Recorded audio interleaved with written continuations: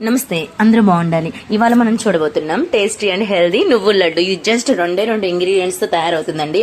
And ఇది ఆరోగ్యానికి చాలా అంటే చాలా మంచిది. పెద్దలకి పిల్లలకైతే మరి ముఖ్యంగా హైట్ పెరగడంలో బాగా ఉపయోగపడుతుందంటండి ఈ నువ్వుల లడ్డు. అసలు ఈ నువ్వుల లడ్డు ఎలా చేసుకోవాలో ముందు చూసేద్దాం. నువ్వుల్ని నేనైతే తీసుకొచ్చినాక క్లీన్ చేశానండి. నువ్వులు అయితే ఏమి లేవు, చాలా శుభ్రంగా ఉన్నాయి. అవి కొంచెం బాండి హీట్ చేసి బాండీలో వేసాను. ఆ బాండీలో వేయగానే పెలపెలా అని పేలుతూ ఉన్నాయి. బట్ దాన్ని మీడియం ఫ్లేమ్ లో పెట్టుకొని వాటిని రోస్ట్ చేసుకోవాలండి. ఎందుకంటే కొద్దిగా హై ఫ్లేమ్ తగిలిన నల్లగా మాడిపోతాయి. అది జస్ట్ కొంచెం హై ఫ్లేమ్ తగిలింది, అందుకని కొన్ని నల్లగా అయినాయి. కానీ మామూలుగా అయితే మీడియం ఫ్లేమ్ లో పెట్టుకొని అవి పెలపెల్లాడేదాకా వేయించుకోవాలన్నమాట. తర్వాత అందులో బెల్లం వేసాను, అది కూడా ఆర్గానిక్ బెల్లం అంటండి. ఇంకా ఏం చేస్తానంటే ఒక మిక్సీ జార్ తీసుకొని అందులో వేగించి నువ్వులు వేసేసి అందులోనే ఈ ఆర్గానిక్ బెల్లం కొంచెం దంచి అందులోనే వేసేసి మిక్సీ పట్టామంటే శుభ్రంగా రెండు కలిసిపోతాయండి. మనకి లడ్డు చేసుకునే స్ట్రక్చర్ కూడా వచ్చేస్తుంది. ఇలా మొత్తం నువ్వుల్ని బెల్లంని వేసి మిక్సీ పట్టేసి ఆ మిశ్రమాన్ని ఒక ప్లేట్ లోకి తీసుకున్నాను. చూసారా, మనం నెయ్యి కూడా వాడుకోవచ్చు కావాలనుకుంటే, కానీ దీంతోనే లడ్డు తయారైపోతుంది. ఒకవేళ బెల్లం తక్కువ తీసుకుంటే లడ్డు అవ్వదు కాబట్టి అందులో కొంచెం నెయ్యి వేసుకొని కూడా కలుపుకోవచ్చు అండి.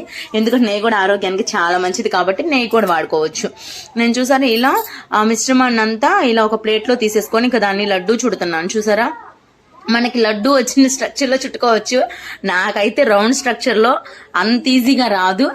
నాకు ఎలా వస్తే అలా చుట్టు పెడతాను, ఎందుకంటే ఇంట్లో పిల్లలు తింటారు కాబట్టి. బట్ ట్రై చేస్తా కొంచెం లడ్డు లాగన్నా రౌండ్ గా చుట్టడానికి. ఇది చూసారా, ముఖ్యంగా నువ్వులు అంత మంచిది ఆరోగ్యానికి, బెల్లం కూడా అంతే మంచిదండి. ఇంక ఈ రెండు కలిపింది అయితే ఇంకంత హెల్దీనో కదా. రోజుకి ఒక లడ్డు తిన్నా చాలు.